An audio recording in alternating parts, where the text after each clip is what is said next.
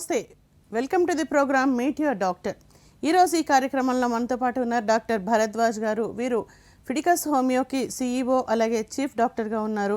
వీరు www.fidicus.com అనే వెబ్సైట్లో కూడా అందుబాటులో ఉంటారు. అలాగే వీరిని సంప్రదించాల్సిన ఫోన్ నెంబర్ 7997101303. అయితే ఈరోజు ఈ కార్యక్రమంలో BPH అంటే ఏంటి, ఆ వ్యాధి ఎవరికి వస్తుంది, లక్షణాలు ఏంటి, అలాగే హోమియోలో ఎటువంటి చికిత్సా పద్ధతులు ఉన్నాయి అనే విషయాన్ని డాక్టర్ గారిని అడిగి తెలుసుకుందాం. ముందుగా వారిని ఆహ్వానిద్దాం. సార్ నమస్తే. నమస్తే సార్, BPH అనేది మీరు దీన్ని ఎలా చెప్తారు, అంటే ఏంటి అసలు?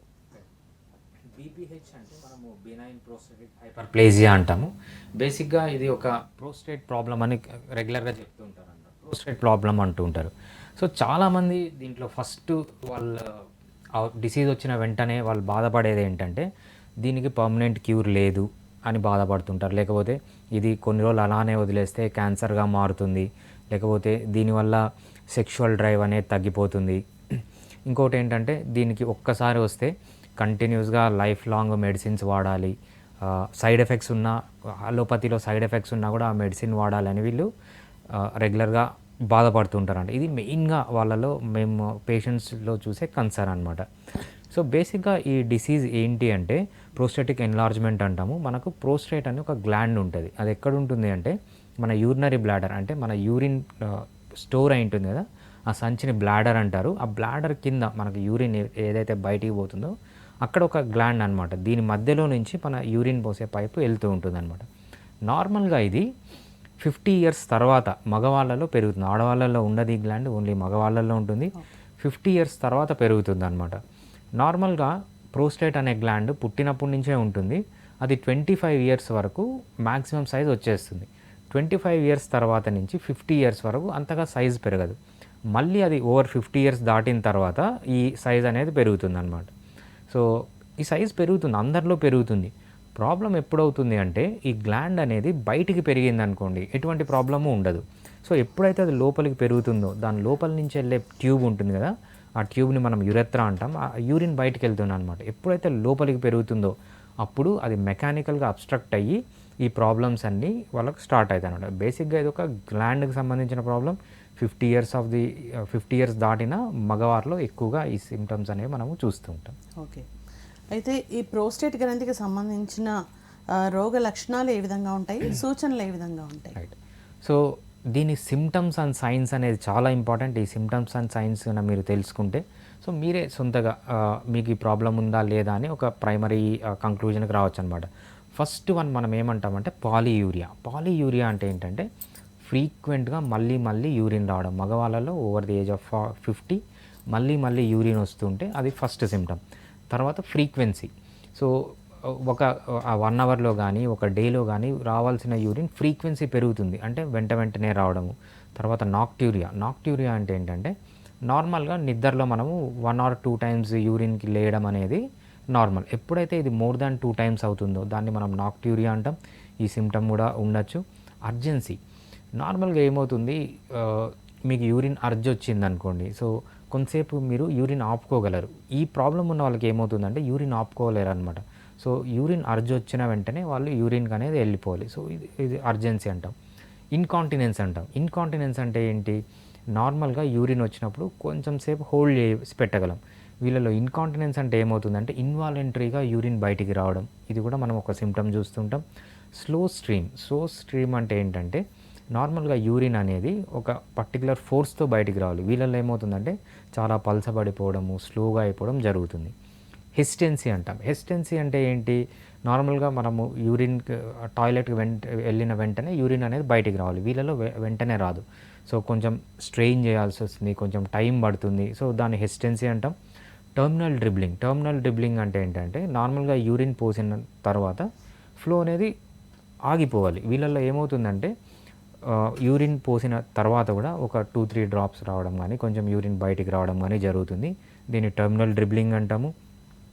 Incomplete emptying sensation of bladder. So మామూలుగా యూరిన్ పోసిన వెంటనే వీళ్ళకి నార్మల్ మనుషులకి ఏమవుతుందంటే సో యూరిన్ అంతా వెళ్ళిపోయింది, ప్రశాంతత కలుగుతుంది అనమాట. కాకపోతే వీళ్ళల్లో ఏమవుతుంది, సో ఎంత యూరిన్ అవాయిడ్ చేసినా కూడా కంప్లీట్గా యూరిన్ బాడీలోంచి వెళ్ళిపోయింది అనేది సెన్సేషన్ ఉండదు. పోస్ట్ వాయిడెడ్ రెసిడ్యూ అంటారనమాట. వీళ్ళలో ఏంటంటే నార్మల్గా ఒక్కసారి నార్మల్ పర్సన్ యూరిన్ చేసిన వెంటనే వాళ్ళ బ్లాడర్ మొత్తం ఎంప్టీ అయిపోతుంది. వీళ్ళల్లో ఏమవుతుందంటే అలా ఎంప్టీ కాదు, కొంచెం యూరిన్ అనేది అలానే లోపల ఉండిపోతుంది అనమాట.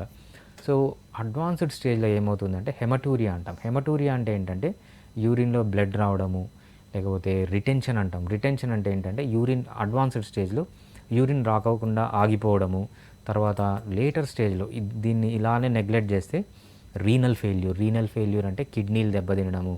కిడ్నీలు దెబ్బతిన్నప్పుడు పఫీనెస్ అంటే ఫేస్ వాచిపోవడము, మనకి ఎంఎన్ఎస్ నారాయణ గారికి ఉంటుంది చూసారా, సో క్యారీ బ్యాగ్స్ కళ్ళ కింద ఇటువంటివి రావడము, తర్వాత బాడీలో లేటర్ స్టేజ్లో కిడ్నీ కూడా డ్యామేజ్ అయిన తర్వాత బాడీ మొత్తం స్వెల్లింగ్ రావడము, అంటే ఎడిమా అంటాం అనమాట. ఇవన్నీ మనము కామన్గా చూసే సిమ్టమ్స్ బినైన్ ప్రోస్టేటిక్ హైపర్ప్లేజియాలో.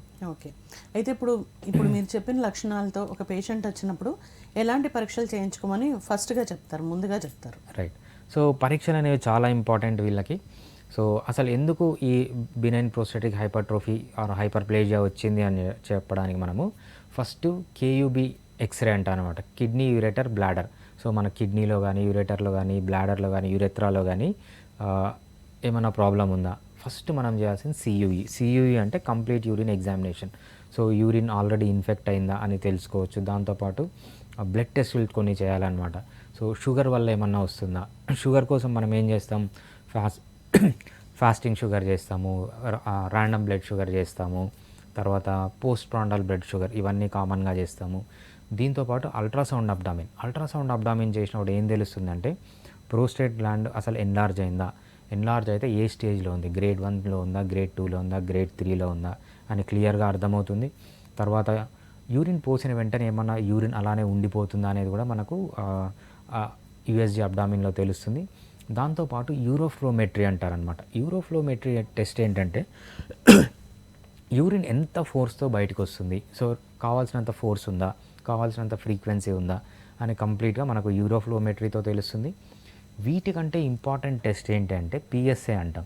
పిఎస్ఏ అంటే ప్రోస్టేట్ స్పెసిఫిక్ యాంటీజెన్. ఈ టెస్ట్ ఎందుకు చేస్తామంటే ఈ ప్రోస్టేట్ గ్లాండ్ ఎన్లార్జ్మెంట్, హైపర్ట్రోఫీ అంటే ఏంటి, గ్లాండ్ పెరగడం అంటే అబ్నార్మల్ గ్రోత్ రావడం. అబ్నార్మల్ గ్రోత్లో మనకు మెడికల్ ఫీల్డ్లో బినైన్ క్యాన్సరస్ అంటాం. సో ఇదేమన్నా క్యాన్సరస్గా మారుతుందా, లేకపోతే ఆల్రెడీ మారిందా, ఫ్యూచర్లో మారే ఛాన్స్ ఉందా అని ఖచ్చితంగా తెలుసుకోవడానికి ఈ పిఎస్ఏ టెస్ట్ అని చేస్తాము. సో ఇవి చాలా ఇంపార్టెంట్ టెస్ట్లు మనము ఈ బీపీహెచ్ కోసం. ఒకవేళ ఈ గ్రంథి అంటే మామూలుగానే సాధారణంగా ఈ గ్రంథి నిర్మాణం పనితీరు ఎలా ఉంటాయి అంటే నార్మల్ పర్సన్స్లో? రైట్. సో మీకు అబ్నార్మాలిటీ గురించి అర్థం చేసుకోవాలంటే సో ఫస్ట్ నార్మల్ అంటే ఏంటో తెలుసుకోవాలి. అసలు ఈ గ్రంథి మనకి ఎందుకు ఉంది, చాలామందికి డౌట్ వస్తుంది. చాలామంది వచ్చి మాకు అడిగే క్వశ్చన్ ఏంటంటే, సార్ మేము అలోపతి డాక్టర్ దగ్గరికి వెళ్ళాం, యూరాలజిస్ట్కి వెళ్ళాం, తీసేయండి దీన్ని అన్నారు. సో అసలు తీసేయడం మంచిదా కాదా చాలామంది అడిగే క్వశ్చన్ అనమాట. సో మనము ఆ గ్రంథి యొక్క ఇంపార్టెన్స్ తెలుసుకుంటే దాని అనాటమీ అంటాము, నార్మల్ స్ట్రక్చర్ని, ఫిజియాలజీ అంటాం, ఫంక్షన్ని. ఈ రెండు మనం తెలుసుకుంటే ఏమవుతుందంటే అసలు ఆ గ్రంథి మనకు అవసరమా లేదా, మనం సర్జరీ చేయించుకోవాలా లేదా అని క్లియర్గా ఐడియా వస్తుంది. ఫస్ట్ ఇది ఏంటంటే ఒక వాల్నట్ షేప్ అంటే మన ఆక్రూట్ అంటాం కదా, అంత సైజులో ఇది ఎక్కడ ఉంటుంది అంటే ఫస్ట్ మనకు కిడ్నీస్ ఉంటాయి, రైట్. కిడ్నీస్ నుంచి 2 పైపులు వస్తాయి, దాన్ని యురేటస్ అంటాం. ఈ యురేటస్ 2 కలిసి బ్లాడర్లోకి వెళ్తాయి. అంటే బ్లాడర్ అంటే ఏంటి, యూరిన్ స్టోర్ చేసే ఒక బ్యాగ్ లైక్ స్ట్రక్చర్, దాంట్లోకి వెళ్తాయి. ఆ బ్లాడర్లో స్టోర్ అయిన యూరిన్ మనకు బయటికి రావాలి. ఆ బయటికి రావాలంటే ఒక పైప్ ఉంటుందన్నమాట. ఆ పైప్నే యురెత్రా అంటాం. ఎక్కడైతే ఈ యురెత్రా లాస్ట్ పైప్ ఉంటుందో ఆ పైప్ చుట్టూ ఒక గ్లాండ్ ఉంటుందన్నమాట, ఒక వాల్నట్ షేప్డ్ గ్లాండ్. సో దాన్నే మనము ప్రోస్టేట్ గ్లాండ్ అంటాం అనమాట. సో ఇది మనకు అనాటమీ. సో అనాటమీ తర్వాత మనం ఫిజియాలజీకి వచ్చిన తర్వాత సో అసలు ఈ ప్రోస్టేట్ గ్లాండ్ అనేది ఎలా మనం ఏం చెప్పుకున్నాం, 25 ఏళ్ళ వరకు పెరుగుతుంది. 25 ఏళ్ళ తర్వాత మళ్ళీ 50 ఇయర్స్ వరకు ఆ గ్రోత్ ఆగుతుంది. 50 ఇయర్స్ తర్వాత పెరుగుతుంది. ఎందుకు పెరుగుతుంది అంటే సో మనకు బ్రెయిన్లో ఒక గ్లాండ్ ఉంటుంది, ఒక పార్ట్ ఉంటుంది అన్నమాట, దాన్ని హైపోథాలమస్ అంటాం. ఈ హైపోథాలమస్లో ఎప్పుడైతే టెస్టోస్టిరాన్ హార్మోన్ అంటే ఆడవాళ్ళల్లో ఉంటుంది, మగవాళ్ళల్లో ఉంటుంది. మెయిన్గా ఇది సెకండరీ సెక్షువల్ క్యారెక్టర్స్ రావడానికి కానీ లేకపోతే సెక్షువల్ డ్రైవ్ ఉండడానికి కానీ ఈ హార్మోన్ ఇంపార్టెంట్. ఎప్పుడైతే ఈ బ్లడ్లో ఈ హార్మోన్ లెవెల్స్ పడిపోతుందో మన హైపోథలామస్ అని మనకు బ్రెయిన్లో ఒక పార్ట్ ఉంటుంది, అది డిటెక్ట్ చేస్తుంది. డిటెక్ట్ చేసి నీ బాడీలో ఈ హార్మోన్ పడిపోయింది, సో ఈ హార్మోన్ని సింథసిస్ చేయని ఒక హార్మోన్ రిలీజ్ చేస్తుంది అనమాట. సో దీన్ని ల్యూటైజింగ్ హార్మోన్, రిలీజింగ్ హార్మోన్ అంటారు. ఆ హార్మోన్ రిలీజ్ అయిన వెంటనే అది యాంటీరియర్ పిట్యూటరీ పైన యాక్ట్ చేసి పిట్యూటరీ గ్లాండ్ ఏంటంటే ల్యూటిలైజింగ్ హార్మోన్ అనే ఒక హార్మోన్ని రిలీజ్ చేస్తుంది. దీని పని ఏంటంటే ఈ ప్రోస్టేట్ పైన ప్లస్ కిడ్నీ పైన, కిడ్నీ అంటే కిడ్నీ కాదు, కిడ్నీ పైన మనకు గ్లాండ్స్ ఉంటాయి, అడ్రినల్ గ్లాండ్స్ అని ఆడవాళ్ళలో మగవాళ్ళలో ఇద్దరిలో ఉంటాయి. అదేవిధంగా టెస్టిస్ మగవాళ్ళల్లో ఉంటుంది. సో దీనిపైన యాక్ట్ చేసి ఒక హార్మోన్ రిలీజ్ చేసే అదే టెస్టోస్టిరాన్ హార్మోన్ అనమాట. ఈ ప్రోస్టేట్ ఏం చేస్తుందంటే దాంట్లో ఇంకో ఎంజైమ్ ఉంటుంది, 5-ఆల్ఫా రిడక్టేజ్ అనే ఒక ఎంజైమ్, ఇది ప్రోస్టేట్ గ్లాండ్లో ఉంటుంది. ఇది ఏం చేస్తుందంటే ఈ టెస్టోస్టిరాన్ని డైహైడ్రో టెస్టోస్టిరాన్గా మారుస్తుంది. ఎందుకు డైహైడ్రో టెస్టోస్టిరాన్ హార్మోన్ మనకి ఇంపార్టెంట్ అంటే ఇది టెస్టోస్టిరాన్ హార్మోన్ కంటే డైహైడ్రో టెస్టోస్టిరాన్ చాలా పవర్ఫుల్ హార్మోన్. ఇది మెయిన్గా ఎందుకు ఒక మగవారిలో సెక్షువల్ డ్రైవ్ ఉండాలన్నా, అంతేకాదు సెక్షువల్ డ్రైవ్ ఒక్కటే కాదు, సో మగవాళ్ళలో విగర్ ఉంటుంది చూసారా, నేను ఏదో సాధించాలి, సో ఆ ఫైటింగ్ కెపాసిటీ కానీ లేకపోతే ఆ కాంపిటేటివ్ స్పిరిట్ కానీ, సో వీళ్ళు ఏదన్నా ఫైట్ చేసేటప్పుడు లేకపోతే జీవితంలో ఏదన్నా సాధించాలనుకున్నప్పుడు వాళ్ళకి చాలా పెయిన్స్ వస్తాయి. ఈ పెయిన్స్ అంటే ఫిజికల్ పెయిన్ కాదు, సైకలాజికల్గా ఆ ఎండ్యూరెన్స్ కానీ ఆ తట్టుకునే శక్తి ఈ డైహైడ్రో టెస్టోస్టిరాన్ అనే హార్మోన్ ఇస్తుంది. సో అందుకు ఈ హార్మోన్ అనేది చాలా ఇంపార్టెంట్. ఇది మగవాళ్ళలో 50 years తర్వాత బాగా పెరుగుతుందన్నమాట. సో ఏది తీసుకున్నా మనకి ఈ ప్రోస్టేట్ గ్లాండ్ అనేది చాలా ఇంపార్టెంట్. ఎందుకంటే ఇదే టెస్టోస్టిరాన్ హార్మోన్ని డైహైడ్రో టెస్టోస్టిరాన్ కన్వర్ట్ చేస్తుంది. ఈ డైహైడ్రో టెస్టోస్టిరాన్ హార్మోన్ అనేది చాలా పవర్ఫుల్. అంటే జీవితంలో ఏదైనా సాధించాలన్నా, సాధించేటప్పుడు చాలా అడ్డంకులు వస్తాయి, ఆ అడ్డంకుల్ని ఈజీగా దాటాలన్నా, ఆ విగర్ని ఆ పవర్ని మెయింటైన్ చేయాలన్నా ఈ హార్మోన్ అవసరం. అంతేకాకుండా ఈ ప్రోస్టేట్ గ్లాండ్ అనేది సెక్షువల్ యాక్టివిటీలో చాలా యూస్ఫుల్ ఉంటుందన్నమాట. ఫర్ ఎగ్జాంపుల్ ఆడవారి వజైనల్ సెక్రీషన్స్ ఉంటాయి కదా, ఇది చాలా అసిడిక్గా ఉంటుంది. సో ఈ టెస్టోస్టిరాన్ హార్మోన్, ఈ డైహైడ్రో టెస్టోస్టిరాన్ హార్మోన్ వల్ల ఈ ప్రోస్టేట్ ఏం చేస్తుందంటే ఆల్కలైన్ ఫ్లూయిడ్స్ సెక్రీట్ చేస్తుంది. అంటే ఈ స్పర్మ్ మొటిలిటీ కానీ, స్పర్మ్కి శక్తి ఇవ్వడం కానీ, స్పర్మ్ ఆడవారి వజైనల స్టిక్ కావడము, అక్కడి నుంచి స్విమ్ చేసుకుంటూ ఫర్టిలైజ్ చేయడము, అంటే మగవారి సెక్షువల్ యాక్టివిటీ కూడా ఈ ప్రోస్టేట్ గ్లాండ్ అనేది చాలా ఇంపార్టెంట్. సో మనం ఫంక్షన్ తెలుసుకున్నాం, స్ట్రక్చర్ తెలుసుకున్నాం, ఫైన ఇక్కడ చెప్పేది ఏంటంటే సో వీలైనంత వరకు మనము ఈ ప్రోస్టేట్ గ్లాండ్ని సేవ్ చేసుకోవాలి. అంతేగాని అనవసరంగా దాన్ని కట్ చేసి తీయడం కానీ చేయకూడదు అనమాట. అంటే క్యాన్సరస్గా మారి లాస్ట్ స్టేజ్లో తప్పితే దీన్ని చేయకూడదు. కాకపోతే ఈ అలోపతిలో ఏం చేస్తారంటే పోయిన వెంటనే దీన్ని తీసేయండి అని చెప్తుంటారు. ఎందుకంటే వాళ్ళకి ఆ ట్రీట్మెంట్ లేదు, ఎర్లీ స్టేజెస్లో వితౌట్ సర్జరీ ఆ ట్రీట్మెంట్ అనేది లేదనమాట. ట్రీట్మెంట్ ఉన్నా కూడా చాలా సైడ్ ఎఫెక్ట్స్తో కూడిన ట్రీట్మెంట్ వాళ్ళకు ఉంటుంది. సో ఎప్పుడైతే మీరు ఈ అనాటమీ, ఫిజియాలజీ తెలుసుకుంటారో ఇప్పుడు మీరు ఆ గ్లాండ్ ఇంపార్టెన్స్ తెలుసుకున్నారు. ఎందుకు ప్రోస్టేట్ గ్లాండ్ అనేది ఒక మగవారిలో అంత ఇంపార్టెంట్ అనేది చాలా అవసరం మీరు తెలుసుకోవడం. ఓకే, అయితే ఇప్పుడు ఈ ప్రాబ్లం రావడానికి కారణాలు ఏముంటాయి? రైట్. సో మెయిన్గా దీనికి కారణం ఏంటి అంటే జెనెటిక్స్. సో మీ ఫాదర్ సైడ్ కానీ, మదర్ సైడ్ కానీ, లేకపోతే మీ సిబ్లింగ్స్ కానీ, అంకుల్స్కి, ఆంట్స్కి, అంటే మీ బ్లడ్ రిలేటివ్స్కి లో ఎవరైనా ప్రోస్టేట్ ఉంటే మీలో ప్రోస్టేట్ ప్రాబ్లం వచ్చే ఛాన్స్ చాలా ఎక్కువగా ఉంటుంది. ఇది ప్యూర్లీ జెనెటిక్. ఓకే, సో అంటే దీనికి జాగ్రత్తలు, ముందుగా తీసుకోవాల్సిన జాగ్రత్తలు అలాంటివి ఏమైనా ఉంటాయా? ముందుగా తీసుకోవాల్సిన స్పెసిఫిక్గా అంటూ ఏమి ఉండవండి. రెగ్యులర్గా మనము హెల్త్ కోసం ఎటువంటి జాగ్రత్తలు తీసుకుంటామంటే సో మంచిగా తినండి, హెల్దీ ఫుడ్ తీసుకోండి, తర్వాత మంచిగా నిద్రపోండి, తర్వాత స్ట్రెస్ ఫ్రీ లైఫ్లో ఉండండి, తర్వాత రెగ్యులర్గా ఎక్సర్సైజ్ చేయండి. ఈ 4 తప్పితే స్పెసిఫిక్గా ప్రోస్టేట్ కంటూ ఎటువంటి జాగ్రత్తలు ఉండవు. ఎందుకంటే ఇది ప్యూర్లీ జెనెటికల్ డిజార్డర్. ఓకే, అయితే ఇప్పుడు ఈ ప్రాబ్లం ఎరైజ్ అయినప్పుడు శరీరంలో ఎలాంటి మార్పులు వస్తాయి? ఒకవేళ అది ఉంది అని మీకు ప్రాబ్లం ఉందనేది బయటపడిన తర్వాత ఇంకా ఏమైనా అడ్వాన్స్డ్ టెస్ట్లు ఏమైనా ఉంటాయా దీనికి? రైట్. సో అసలు మనం నార్మల్సీ గురించి తెలుసుకున్నాం, ఇప్పుడు అబ్నార్మల్సీ గురించి తెలుసుకుందాం. అసలు ఏం జరుగుతుంది ఒక prostate hypertrophy or prostate problem ఉన్న మీలో ఏం జరుగుతుంది, మీ బాడీలో ఎటువంటి చేంజెస్ వస్తాయి, సో మీ ప్రోస్టేట్ గ్లాండ్లో అసలు ఏం జరుగుతుంది అని తెలుసుకుందాం. సో మనం ఇందాక చెప్పుకున్నట్టు ఇది ఒక వాల్నట్ షేప్డ్ గ్లాండ్, దీని మధ్యలో నుంచి యురెత్రా వెళ్తూ ఉంటుంది. ఎప్పుడైతే యురెత్రా వెళ్తూ ఉంటుందో, సో ఈ ప్రోస్టేట్లో మనకున్న ఎంజైమ్ ఏంటి, 5-ఆల్ఫా రిడక్టేజ్ అని ఒక ఎంజైమ్ ఉంటుంది. దీని పని ఏంటి, మన టెస్టోస్టిరాన్ని డైహైడ్రోటెస్టోస్టిరాన్గా మారుస్తుంది. ఎప్పుడైతే ఈ గ్లాండ్ టెస్టోస్టిరాన్ని డైహైడ్రోటెస్టోస్టిరాన్గా మారుస్తుందో, ఈ డైహైడ్రోటెస్టోస్టిరాన్ యాక్షన్ ఏంటంటే ఈ ప్రోస్టేట్ గ్లాండ్ని పెంచడం, సైజు పెంచడం. ఈ సైజు పెంచడం ఎప్పుడు జరుగుతుంది, ఆఫ్టర్ 50 ఇయర్స్, మగవారిలో 50 ఇయర్స్ దాటిన తరువాత ఈ సైజ్ అనేది పెరగడం స్టార్ట్ అవుతుంది. సో ఫర్ ఎగ్జాంపుల్ ఇక్కడ ఏం జరగాలి, నార్మల్గా ప్రోస్టేట్ గ్లాండ్ అనేది బయటికి పెరిగింది అనుకోండి, ఎటువంటి ప్రాబ్లము ఉండదు. ఎప్పుడైతే ఇది లోపలికి పెరుగుతుందో, మీ మధ్యలోంచి ఒక యురెత్రా వెళ్తుంటుంది కదా, ఆ యురెత్రాని కంప్రెస్ చేస్తుంది. ఎప్పుడైతే ఈ యురెత్రాని కంప్రెస్ చేస్తుందో మీకు ఈ ప్రాబ్లమ్స్ అన్నీ, అంటే ఈ యూరిన్కి సంబంధించిన ప్రాబ్లమ్స్ అన్నీ వస్తుంటాయి అన్నమాట. సో అదేవిధంగా మనం మెడికల్ ఫీల్డ్లో ఏదన్నా 2 టర్మ్స్ ఉంటాయి, హైపర్ ప్లేజియా కానీ హైపర్ ట్రోఫీ అని. సో హైపర్ ప్లేజియా అంటే ఏంటంటే ఒక సెల్ మల్టిపుల్ సెల్స్, ఒక సెల్ నుంచి చాలా సెల్స్ రావడాన్ని హైపర్ ప్లేజియా అంటారు.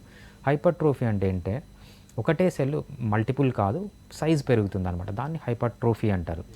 సో క్యాన్సర్ బినైన్ ట్యూమర్ అని కూడా అంటారనమాట. సో బినైన్ ట్యూమర్ అంటే ఏంటంటే అది క్యాన్సర్గా మారదు, సో అది పెరుగుతుంది, మల్టిప్లై అవుతుంది, కానీ అదే ప్లేస్లో ఉంటుంది. క్యాన్సర్ సెల్ అంటే ఏంటంటే పెరుగుతుంది, మల్టిప్లై అవుతుంది, అది ఉండవలసిన ప్లేస్లో కాకుండా వేరే దగ్గర ప్లేస్కి పోయి పెరగడము అని, అంటే వేరే దగ్గర పెరిగి అక్కడ కూడా డ్యామేజ్ చేయడం చేస్తుంది, దాన్ని క్యాన్సర్ అంటాం. ఈ బినైన్ ప్రోస్టేటిక్ హైపర్ట్రోఫీ అలానే వదిలేస్తే, ఇది నార్మల్గా బినైన్ అనమాట, అంటే క్యాన్సర్ కాదు, అలానే వదిలేస్తే ట్రీట్మెంట్ చేయకుండా ఇది క్యాన్సర్గా మారే ఛాన్స్ కూడా చాలా ఎక్కువగా ఉంటుంది. సో ఇది మనం ఇంపార్టెంట్ గుర్తుపెట్టుకోవాల్సింది, నెగ్లెక్ట్ చేయకుండా ఎందుకు ఇమీడియట్గా ట్రీట్మెంట్ తీసుకోవాలంటే అది క్యాన్సర్గా మారే ఛాన్స్ ఉంటుందన్నమాట. ఇంకా అడ్వాన్స్డ్ టెస్టులకు వచ్చినప్పుడు మెయిన్గా మనము ఇంతకుముందు యూఎస్జీ చెప్పుకున్నాము, తర్వాత పిఎస్ఏ చెప్పుకున్నాము, వీటితో పాటు సిటీ స్కాన్ కానీ ఎంఆర్ఐ కానీ చాలా యూస్ఫుల్గా ఉంటాయి ఇవి అడ్వాన్స్డ్ స్టేజెస్లో. తర్వాత పెట్ స్కాన్ కానీ, ఏదన్నా క్యాన్సర్ వచ్చింది అని వీళ్ళకి డౌట్ వస్తే పెట్ స్కాన్ చేస్తారు, లేకపోతే అంటే సర్జరీకి వెళ్ళే ముందు ఒకవేళ సర్జరీ చేయించుకోవాలనుకుంటే ఎంతవరకు గ్లాండ్ ఎన్లార్జ్ అయింది, వేరే పక్కన స్ట్రక్చర్స్ ఏమన్నా డ్యామేజ్ చేసిందా అని మనము తెలుసుకోవడానికి సో అల్ట్రాసౌండ్తో పాటు సిటీ స్కాన్ కానీ ఎంఆర్ఐ కానీ రెగ్యులర్గా చేస్తూ ఉంటాం. ఓకే, అయితే ఏజ్ 50 నుంచి పెరుగుతుందన్నారు, రైట్. ఇది అందరిలోనూ పెరుగుతుందా లేకపోతే కొద్ది మందిలోనేనా? అంటే ఇందాక మీరు హెరిడిటీ ఆర్ జెనెటికల్ అన్నారు, రైట్, వాళ్ళకే పెరుగుతుందా లేకపోతే ఎవరికైనా అవకాశం ఉందా? నార్మల్గా అందరికీ పెరుగుతుందండి, ఓవర్ ద ఏజ్ ఆఫ్ 50 అందరికీ పెరుగుతుంది. కాకపోతే ఇది ఎలా పెరుగుతుంది, సో గ్లాండ్ ఇన్సైడ్ పెరుగుతుందా అవుట్ సైడ్ పెరుగుతుందా, ఇన్సైడ్ పెరిగింది అనుకోండి అప్పుడు ప్రాబ్లం, అవుట్ సైడ్ పెరిగింది అనుకోండి అలా అంత ప్రాబ్లం ఉండదు. అంతేకాకుండా సో జెనెటిక్గా వీళ్ళకు ప్రీడిస్పోజిషన్ ఉన్నప్పుడు అది ఇన్సైడ్ పెరిగే ఛాన్స్ చాలా ఎక్కువగా ఉంటుంది. సో అది బయటికి పెరగచ్చు, ఇన్సైడ్ పెరగచ్చు. మెయిన్గా ఎక్కువ చాలా ర్యాపిడ్గా పెరుగుతుంది అంటే దాని మీనింగ్ ఏంటంటే ఆల్రెడీ వీళ్ళ ఫ్యామిలీలో ఉంది. సో కొంతవరకు పెరగడం 50 ఇయర్స్ తర్వాత ఓకే, అంతేగాని చాలా ఎనార్మస్గా పెరిగి చాలా సైజ్ పెరగడం అనేది జెనెటిక్ ప్రీడిస్పోజిషన్, అంటే మీ ఫాదర్ సైడ్ కానీ మదర్ సైడ్ కానీ మీ బ్లడ్ రిలేటివ్స్లో సిబ్లింగ్స్కి కానీ ఎవరికన్నా ప్రాబ్లం ఉంటే మీలో పెరిగే ఛాన్స్ ఎక్కువగా ఉంటుంది. అంటే కంపల్సరీ పెరుగుతుందని కాదు, వీళ్ళల్లో ఛాన్స్ ఎక్కువగా ఉంటుందన్నమాట. ఓకే, ఇప్పుడు కన్వెన్షనల్ ట్రీట్మెంట్ అలోపతిలో తీసుకోవటం వల్ల ఏమైనా నష్టం ఉందా, అంటే ఎలాంటి సైడ్ ఎఫెక్ట్స్ ఉంటాయి ఒకవేళ అలోపతి ట్రీట్మెంట్కి వెళ్తే? రైట్, సో అలోపతిలో 2 రకాలుగా వీళ్ళు ట్రీట్మెంట్ చేస్తారు. ఒకటి ఏంటంటే మెడిసిన్స్ ఇవ్వడం, లేకపోతే సర్జరీ చేయడం. సో మెడిసిన్ వీళ్ళు ఏం మెడిసిన్ ఇస్తారు ఇక్కడ, డిహెచ్టి బ్లాకర్ అంటారనమాట. మనము డైహైడ్రోటెస్టోస్టిరాన్ అనే హార్మోన్ గురించి చెప్పుకున్నాం కదా, ఈ హార్మోన్ ఎందుకు పెరుగుతుంది అంటే ఈ హార్మోన్ లెవెల్స్ పెరగడం వల్ల. సో వీళ్ళు ఏం చేస్తారంటే ఈ హార్మోన్ని పెరగకుండా చేసే మెడిసిన్స్ ఇస్తారు.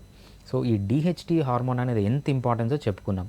సో అది ఒక మగతనానికి సంబంధించిన హార్మోన్. అంతేకాకుండా మీ విల్ పవర్, అంటే మీరు జీవితంలో ఏదన్నా సాధించాలి అంటే డిప్రెషన్స్ లేకుండా మీకు ఏ కష్టం వచ్చినా ఎదుర్కోవడానికి మెంటల్ స్టెబిలిటీ ఈ డైహైడ్రోటెస్టోస్టిరాన్ అనే హార్మోన్ ఇస్తుంది. ఈ అలోపతి అంటే ఏంటంటే ఇంగ్లీష్ మెడిసిన్ కానీ, లేకపోతే అలోపతిక్ మెడిసిన్ కానీ, లేకపోతే అడ్వాన్స్డ్ ట్రీట్మెంట్ అంటారు, లేకపోతే ఒక కార్పొరేట్ హాస్పిటల్ దగ్గరికి పోయినప్పుడు మీరు తీసుకునే ట్రీట్మెంట్, ఒక యూరాలజిస్ట్ ఇచ్చే మెడిసిన్స్ని మనము కన్వెన్షనల్ ట్రీట్మెంట్ అంటాం. వీళ్ళు ఏం చేస్తారంటే ఫస్ట్లో ఈ డిహెచ్టి బ్లాకర్స్ ఇస్తారు, అంటే మీ బాడీలో ఈ డైహైడ్రోటెస్టోస్టిరాన్ అనే హార్మోన్ని బ్లాక్ చేస్తారనమాట. బ్లాక్ చేయడం వల్ల ప్రోస్టేట్ని పెరగకుండా చేస్తారు. సో ఇది ఆర్టిఫిషియల్గా ఇచ్చే హార్మోన్. కాబట్టి ఏమవుతుంది, మీకు చాలా సైడ్ ఎఫెక్ట్స్ ఉంటాయి. ఈ హార్మోన్ వల్ల సైడ్ ఎఫెక్ట్సే కాకుండా ఈ డిహెచ్డి, ఈ డైహైడ్రోటెస్టిరాన్ టెస్టోస్టిరాన్ తగ్గిపోవడం వల్ల మీకు ఎటువంటి ప్రాబ్లమ్స్ వస్తాయంటే, సో ఈ మగతనం అనేది తగ్గిపోవడము, అదేవిధంగా జీవితం పైన ఆశ పోవడము, డిప్రెషన్స్ రావడము, ఇవన్నీ మనము కామన్గా చూస్తుంటాం ఈ డిహెచ్డి బ్లాకర్స్, డైహైడ్రోటెస్టోస్టిరాన్ బ్లాకర్స్ వల్ల. ఇది ఫస్ట్ పద్ధతి. నెక్స్ట్ వీళ్ళు ఏం చేస్తారంటే సర్జరీ. సో సర్జరీలో డిఫరెంట్ టైప్స్ ఆఫ్ సర్జరీస్ ఉన్నాయి. ఇనిషియల్గా అయితే వీళ్ళు యురెత్రాలోంచి ఒక చిన్న లేజర్ పంపించి దాన్ని కట్ చేసి తీసేస్తారు. లేటర్ స్టేజ్లో ఏం చేస్తారంటే వీళ్ళు కంప్లీట్గా ఓపెన్ చేసి గ్లాండ్ని మొత్తం తీసేస్తారు. ఇది ఒక సర్జరీ. సర్జరీలో మనకు తెలుసు చాలా ప్రాబ్లమ్స్ ఉంటాయి. సో అనస్థీషియా ఇవ్వడంలో ప్రాబ్లమ్స్ రావచ్చు, యాంటీబయాటిక్స్లో ప్రాబ్లమ్స్ రావచ్చు. ఎంత సర్జరీ చేసినా కూడా, సో ఒక 100 మందికి సర్జరీ చేస్తే 99 మందికి ఉన్న సిమ్టమ్స్ కంటే పెరుగుతాయి. గ్లాండ్ సైజ్ తగ్గచ్చు, కానీ మనం చెప్పుకున్న సిమ్టమ్స్ ఏవైతే ఉన్నాయో, బ్లడ్ రావడం కానీ, లేకపోతే యూరిన్ ఫ్రీక్వెన్సీ పెరగడం కానీ, అర్జెన్సీ రావడం కానీ, 95 మందిలో మేము అబ్జర్వ్ చేసింది ఏంటంటే సర్జరీ వల్ల సిమ్టమ్స్ పెరుగుతాయి. ఈ పెరిగిన సిమ్టమ్స్ కొంతమందికి ఫ్యూచర్లో తగ్గచ్చు, కొంతమందికి లైఫ్ లాంగ్ అలానే ఉండిపోతాయి అన్నమాట. సో ఏ విధంగా తీసుకున్నా ఈ అలోపతిక్ ట్రీట్మెంట్ అనేది అంత సేఫ్ కాదు, అంత ఎఫెక్టివ్ కాదు, ఉన్నదానికంటే ఎక్కువ డ్యామేజ్ జరిగే ఛాన్స్ ఉంటుంది. అంతేకాకుండా మళ్ళీ వస్తుంది. సో బేసిక్గా మీకు ఏంటి, ప్రోస్టేట్ గ్లాండ్ పెరుగుతుంది, మీరు దాన్ని కొంచెం కట్ చేసి తీసేసినారు, కొన్ని రోజుల తర్వాత మళ్ళీ పెరుగుతుంది, మళ్ళీ కట్ చేయించుకుంటారు. సో అది రిపీటెడ్గా చేస్తూనే ఉండాల్సిన ఛాన్స్ కూడా ఉంటుందన్నమాట. ఇది ఒక పద్ధతి. నెక్స్ట్ క్యాన్సర్గా మారింది. క్యాన్సర్గా మారకుండా ఉండడానికి, ప్రివెంట్ చేయడానికి వీళ్ళకి ఏం మెడిసిన్ లేదు. సో వీళ్ళు ఏం చేస్తారంటే క్యాన్సర్గా మారిందంటే దానికి మళ్ళీ సర్జరీ తర్వాత కీమోథెరపీ తర్వాత రేడియేషన్. సో మొత్తానికి ఏంటంటే అలోపతిలో కానీ, వెస్ట్రన్ సిస్టమ్ ఆఫ్ మెడిసిన్లో కానీ, ఇంగ్లీష్ మెడిసిన్లో కానీ దీనికి సరైన ట్రీట్మెంట్ అంటూ లేనే లేదు. హోమియోపతిలో చాలా ఎక్సలెంట్ ట్రీట్మెంట్ మనము ఈ బీపీహెచ్కి ఉంటుందన్నమాట. ఓకే, అయితే ఇప్పుడు హోమియోలో ఎలాంటి ట్రీట్మెంట్ ఉంది అంటే అడ్వాన్స్డ్ ట్రీట్మెంట్స్ కూడా అవైలబుల్గా ఉన్నాయా? అలాగే టైం ఎంత తీసుకుంటుంది ఒక ట్రీట్మెంట్కి? రైట్, తీసుకునే టైం ఎంత? రైట్. ఈ హోమియోపతిలో సో మనం స్టేజెస్ చూద్దాం. ఇనీషియల్ మనం గ్రేడ్ 1, గ్రేడ్ 2, గ్రేడ్ 3, గ్రేడ్ 4 అని డిఫరెంట్ స్టేజెస్ గురించి చెప్పుకుందాం. అదేవిధంగా క్యాన్సర్గా మారితే ఎలా హోమియోపతిలో హ్యాండిల్ చేయొచ్చు. ఇనీషియల్గా ఉందనుకోండి, ఫస్ట్ గ్రేడ్ 1, గ్రేడ్ 2 నార్మల్గా ప్రతి 100లో 85 మందికి ఈ గ్రేడ్ 1, గ్రేడ్ 2 స్టేజ్లోనే బయటపడుతుందన్నమాట. మీకు గ్రేడ్ 1, గ్రేడ్ 2 స్టేజ్లో ఉంది అంటే వీళ్ళల్లో 100 మందిలో గ్రేడ్ 2, గ్రేడ్ 3 ఉంటే 95 మందికి ఇది మళ్ళీ రివర్స్ చేయొచ్చు, కంప్లీట్గా ఈ ప్యాథాలజీని రివర్స్ చేయొచ్చు, అంటే నార్మల్ స్టేజ్కి తీసుకెళ్ళచ్చు. ఇది ఫస్ట్. ఇది నార్మల్ స్టేజ్కి తీసుకెళ్లేది ఏంటి, వితౌట్ ఎనీ సైడ్ ఎఫెక్ట్స్, ఎటువంటి సైడ్ ఎఫెక్ట్ లేకుండా మనం డిహెచ్డి బ్లాకర్స్ ఇవ్వకుండా న్యాచురల్గానే దీన్ని ఈ ప్యాథాలజీ ఏదైతే ఉందో దాన్ని రివర్స్ చేయొచ్చు. స్టేజ్ 1, స్టేజ్ 2లో ఉన్నప్పుడు. స్టేజ్ 3, స్టేజ్ 4లో ఏం చెప్తామంటే స్టేజ్ 3 గురించి చెప్పుకుందాం. స్టేజ్ 3లో కూడా మనం ఏం చేయొచ్చు అంటే రివర్స్ అయ్యే ఛాన్స్ ఉంటుంది. కంప్లీట్గా రివర్స్ అయ్యే ఛాన్స్ 50% ఛాన్స్ మాత్రమే ఉంటుంది. ఇంకా 50% మందికి మనం ఏం చేస్తామంటే ఇది మళ్ళీ స్టేజ్ 4లో పోకుండా సో ఆ స్టేజ్ 3లోనే మెయింటైన్ చేసుకుంటూ రావచ్చు. అదేవిధంగా ఇది క్యాన్సర్గా మారకుండా మనం హోమియోపతి ట్రీట్మెంట్ రెగ్యులర్గా తీసుకోవచ్చు. మీ సిమ్టమ్స్ ఏవైతే ఉన్నాయో అవి కంప్లీట్గా తగ్గించే ఛాన్స్ కూడా బాగా తగ్గించచ్చు అనమాట స్టేజ్ 3లో. స్టేజ్ 4లో ఏమవుతుందంటే ఒక్కొక్కసారి సర్జరీ అనేది అవసరం అవుతుంది. సో ఒక్కొక్కసారి మనము సర్జరీ వరకు పోకుండా మళ్ళీ రివర్స్ చేయొచ్చు. స్టేజ్ 4లో మనకు 25% ఛాన్స్ ఉంటుంది సర్జరీ పోకుండా మనం దాన్ని హ్యాండిల్ చేయొచ్చు. స్టేజ్ 3లో ఉన్న, స్టేజ్ 4లో ఉన్న, స్టేజ్ 2లో ఉన్న, 1లో ఉన్న మనము హోమియోపతిలో ట్రీట్మెంట్ చేసే not even single side effect, ఒక్క సైడ్ ఎఫెక్ట్ లేకుండా మనము చాలా ఈజీగా ట్రీట్ చేయొచ్చు స్టేజ్ 3, స్టేజ్ 4లో ఉన్నా కూడా. నెక్స్ట్ క్యాన్సర్గా మారింది అంటే మేమేం చెప్తామంటే సో క్యాన్సర్గా రెగ్యులర్గా ఏం ట్రీట్మెంట్ తీసుకుంటారో తీసుకోండి, దాంతోపాటు హోమియోపతి ట్రీట్మెంట్ వాడండి. ఈ హోమియోపతి ట్రీట్మెంట్ వాడినప్పుడు ఏమవుతుంది అంటే ఆ క్యాన్సర్ రేడియోథెరపీ వల్ల, కీమోథెరపీ వల్ల మీకు ఏవైతే సైడ్ ఎఫెక్ట్స్ ఉంటాయో ఆ సైడ్ ఎఫెక్ట్స్ని హోమియోపతిలో హ్యాండిల్ చేయొచ్చు. అంతేకాకుండా ఇది క్యాన్సర్ వచ్చిన తర్వాత మళ్ళీ రాదని ఛాన్స్ లేదు కదా. సో మళ్ళీ క్యాన్సర్ రిపీట్ కాకుండా, లేకపోతే మళ్ళీ ఇది సైజ్ పెరగకుండా హోమియోపతిలో ప్రివెంటివ్గా కూడా చాలా మంచి మెడిసిన్స్ అనేవి మనకు అందుబాటులో ఉన్నాయి ఈ బినైన్ ప్రోస్టేటిక్ హైపర్ప్లేజియాకి. సో ఏ విధంగా తీసుకున్నా సో క్యాన్సర్ ఉన్నా, క్యాన్సర్ లేకపోయినా, క్యాన్సర్కి మీరు సర్జరీ చేయించుకున్నా, కీమోథెరపీ తీసుకున్నా, లేకపోతే రేడియోథెరపీ తీసుకున్నా, స్టేజ్ 1లో ఉన్న, స్టేజ్ 2లో ఉన్న, హోమియోపతి మీరు కలిపి వాడితే చాలా అడ్వాంటేజ్గా ఉంటుంది. మనం దాని ప్రోగ్రెస్ని వెంటనే ఆపచ్చు అనమాట. ఓకే. అయితే ప్రోస్టేట్ గ్రంథి ఆరోగ్యం ఎందుకు ఇంత కీలకంగా ఉంటుంది? రైట్. ప్రోస్టేట్ గ్రంథి చాలా ఇంపార్టెంట్ అండి మగవారిలో. ఎందుకంటే మీలో ఏదన్నా జీవితంలో సాధించాలనుకున్నా, లేకపోతే మీకు ఎన్ని కొంతమంది చూసారా, ఎన్ని కష్టాలు వచ్చినా తట్టుకొని నిలబడగలుగుతారు. ఎందుకు నిలబడగలుగుతారంటే దే హ్యావ్ హై టెస్టోస్టిరాన్, అంటే డైహైడ్రో టెస్టోస్టిరాన్ ఎక్కువగా ఉంటుందన్నమాట. సో డిప్రెషన్స్, కొంతమంది మగవాళ్ళ ఈజీగా డిప్రెస్ అవుతారు, ఎందుకంటే వీళ్ళల్లో ఈ హార్మోన్స్ అనేవి తక్కువగా ఉంటాయి. సో ఇంతేకాకుండా మగతనానికి సంబంధించిన హార్మోన్ అది, సో అది కూడా బాగా ఉండాలి. అదేవిధంగా పిల్లలు పుట్టాలన్నా, లేకపోతే మనకు స్పర్మ్ ఉంటుంది కదా, స్పర్మ్కి మంచి ఎనర్జీ ఉండాలన్నా, మంచి మొటిలిటీ ఉండాలన్నా, ఈ సెమెన్ క్వాంటిటీ పెరగాలన్నా, సో రీప్రొడక్టివ్గానే రీప్రొడక్టివ్గా మంచి రీప్రొడ్యూస్ చేయాలన్నా, లేకపోతే ఫిజికల్గా స్ట్రాంగ్, ఇది కూడా మర్చిపోయాను నేను. సో ఫిజికల్గా స్ట్రాంగ్గా ఉండాలన్నా, సో మీ మజిల్స్ బాగా గట్టిగా ఉండాలన్నా, సో మీలో ఫ్యాట్ డిపాజిషన్ తక్కువగా ఉండాలన్నా కూడా మనకు డైహైడ్రో టెస్టోస్టిరాన్ అనే హార్మోన్ చాలా యూస్ఫుల్గా ఉంటుంది.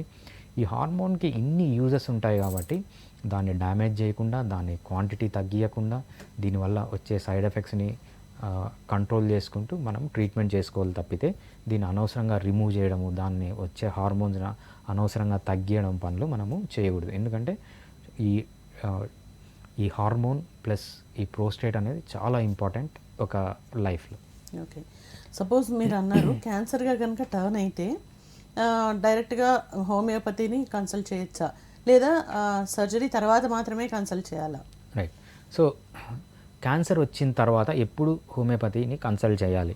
సో మనం కొన్ని కేసులు చూసాం ఏంటంటే వీళ్ళు యూరాలజిస్ట్ దగ్గరికి వెళ్తారు. యూరాలజిస్ట్ దగ్గరికి వెళ్ళిన తర్వాత అడుగుతారనమాట, సార్ ఎన్ని రోజుల లోపల సర్జరీ చేయించుకోవాలి? ఫర్ ఎగ్జాంపుల్ యూరాలజిస్ట్ అంటారు 1 month or 2 months అంటారు. ఈ 2 monthsలో మీరు హోమియోపతి ట్రీట్మెంట్ తీసుకోవచ్చు. హోమియోపతి ట్రీట్మెంట్ 2 months తీసుకొని మళ్ళీ సెకండరీ ఒపీనియన్కి వెళ్ళినప్పుడు హై ఛాన్స్ దట్ ఇప్పుడు అవసరం లేదులేండి అని చెప్పే ఛాన్స్ కూడా ఉంటుంది, లేకపోతే పొడిగిచ్చే ఛాన్స్ కూడా ఉంటుంది. సో మెయిన్ చెప్పేది ఏంటంటే యూరాలజిస్ట్కి వదిలేసాను, యూరాలజిస్ట్ని అడగండి ఎన్ని రోజులు టైం ఉంది, ఆ టైంలో మీరు హోమియోపతి ట్రై చేయండి. మళ్ళీ సర్జరీ ముందు ఒకసారి సెకండ్ ఒపీనియన్ తీసుకోండి. సెకండ్ ఒపీనియన్ తీసుకుంటే ఏమవుతుందంటే హీ క్యాన్ సజెస్ట్, సో అప్పుడు సర్జరీ అవసరమా, 2 months తర్వాత సర్జరీ అవసరమా లేదా అని చెప్పచ్చు. ఇమ్మీడియట్గా స్టార్ట్ చేయాలి. ఎందుకు అంటే క్యాన్సర్ ఉన్నా, క్యాన్సర్ లేకపోయినా, సో మీరు సర్జరీ చేయించుకోవాలనుకున్నా, సర్జరీ అనుకోకపోయినా, సో ఇది హోమియోపతి ట్రీట్మెంట్ తీసుకుంటే ఏమవుతుందంటే దీని ఫర్దర్ ప్రోగ్రెస్ని మనం ఈజీగా స్టాప్ చేయొచ్చు. సో సర్జరీ తర్వాత కూడా కంటిన్యూస్గా తీసుకోవాలి. సర్జరీ తర్వాత తీసుకుంటే అడ్వాంటేజెస్ ఏమంటే, సో ఈ కీమోథెరపీ వల్ల కానీ, రేడియోథెరపీ వల్ల కానీ వచ్చే సైడ్ ఎఫెక్ట్స్ని కంట్రోల్ చేసుకోవచ్చు. అక్కడ ఇచ్చే యాంటీబయాటిక్స్ కానీ, ఏదన్నా మీకు సర్జరీ చేసేటప్పుడు ఏమైనా ప్రాబ్లమ్స్ వచ్చినా మనం హోమియోపతిలో హ్యాండిల్ చేయొచ్చు. తర్వాత మళ్ళీ క్యాన్సర్ అనేది మళ్ళీ రిపీట్ అయ్యే ఛాన్స్ ఉంటుంది. సో మళ్ళీ రిపీట్ కాకుండా మనము క్యాన్సర్ని ప్రివెంట్ చేసుకునే మెడిసిన్స్ కూడా హోమియోపతిలో ఉన్నాయి. అంతేకాకుండా క్యాన్సరే కాదు, నార్మల్గా మళ్ళీ బినైన్గా మళ్ళీ నార్మల్గా పెరగకుండా కూడా మనము దీన్ని కంట్రోల్ చేయొచ్చు. అదేవిధంగా ఇవన్నీ వితౌట్ సైడ్ ఎఫెక్ట్, ఒక్క సైడ్ ఎఫెక్ట్ కూడా లేకుండా మనం హోమియోపతిలో ఈ ట్రీట్మెంట్ అనేది క్లియర్గా తీసుకోవచ్చు. ఓకే. ఫైనల్గా చెప్పండి, ఒకవేళ చికిత్స కనుక సరిగా తీసుకోలేదు అనుకోండి, అటువంటప్పుడు ఎలాంటి ప్రమాదాలు లేదా పరిణామాలు ఎదురవుతాయి? రైట్. సో ఇనీషియల్ స్టేజ్లోనే తీసుకోలేదనుకోండి, అది ఫస్ట్ స్టేజ్లో ఉంటే సెకండ్ స్టేజ్లోకి వెళ్తుంది, సెకండ్ స్టేజ్లో ఉంటే థర్డ్ స్టేజ్లో నుంచి 4th స్టేజ్లోకి. సో మనం ఈ స్టేజెస్ పెరిగే కొద్దీ మనకు ఈ టైం ఎక్కువ కావచ్చు, లేకపోతే అంత ఫ్రూట్ఫుల్గా ఉండకపోవచ్చు. సో ఇమ్మీడియట్గా చేసుకోవడం చాలా ఇంపార్టెంట్. ఈవెన్ రిస్క్ కూడా పెరగచ్చు. కొంతమందిలో మనం ఏం చూసాం అంటే కొన్ని కేసెస్ రీసెంట్గానే మనం ఒక కేసు చూసాము. అక్కడ ఏమైందంటే సిమ్టమ్స్ లేవు. సో ఇట్లనే యూట్యూబ్లో మన వీడియో చూసి క్యాజువల్గా వెళ్ళి చెక్ చేయించుకున్నాడు ఒక అతను. చెక్ చేయించుకుంటే ఏమైంది, క్యాన్సర్ అని బయటపడింది. అంటే ఒక్క సిమ్టమ్ కూడా లేకుండా డైరెక్ట్గా క్యాన్సర్ స్టేజ్లోకి వెళ్ళే ఛాన్స్ కూడా ఉంటుంది. సో అందుకే మగవాళ్ళు 50 years దాటిన 40 years దాటిన వెంటనే రెగ్యులర్ చెకప్ చేయించుకోవాల్సింది చాలా ఇంపార్టెంట్. ఆయన మన దగ్గర ట్రీట్మెంట్కి వస్తున్నారు ఇప్పుడు. సో అలా ఛాన్స్ కూడా ఉంటుందన్నమాట. అందుకే ఈ ప్రోస్టేట్ హెల్త్ అనేది చాలా ఇంపార్టెంట్. సో అదే విధంగా నెగ్లెక్ట్ చేస్తూ పోతే అది క్యాన్సర్గా మారే ఛాన్స్ కూడా ఉంటుంది. హోమియోపతిలో క్యాన్సర్ వరకు పోకుండా వీ కెన్ ప్రివెంట్ చేయడానికి కూడా ఛాన్స్ ఎక్కువగా ఉంటుంది. సో అందుకు ఎంత ఎర్లీగా ట్రీట్మెంట్ వీలైతే అంత ఎర్లీగా ఈ ట్రీట్మెంట్ స్టార్ట్ చేయడం అనేది చాలా important. Okay, thank you so much. Thanks అండి. సో ఏదైనా అంటే ఈ బీపీహెచ్ అనే ప్రాబ్లం, ప్రోస్టేట్ ప్రాబ్లం కనుక ఏదైనా మీకు వచ్చినట్టు అనుమానం వచ్చినా లేకపోయినా 40 సంవత్సరాలు దాటిన తర్వాత ఒకసారి డాక్టర్ని కన్సల్ట్ చేసి కొన్ని బేసిక్ టెస్ట్లు అవి చేయించుకొని ఒకవేళ నిర్ధారణ అయితే వెంటనే ట్రీట్మెంట్ స్టార్ట్ చేయడం వల్ల ఇంకా తర్వాత వచ్చే ప్రమాదాలను అరికట్టవచ్చని డాక్టర్ భరద్వాజ్ గారు చెప్తున్నారు. సో ఇది ఇవాళ ఎపిసోడ్. మరో ఎపిసోడ్లో మళ్ళీ కలుద్దాం. Keep watching.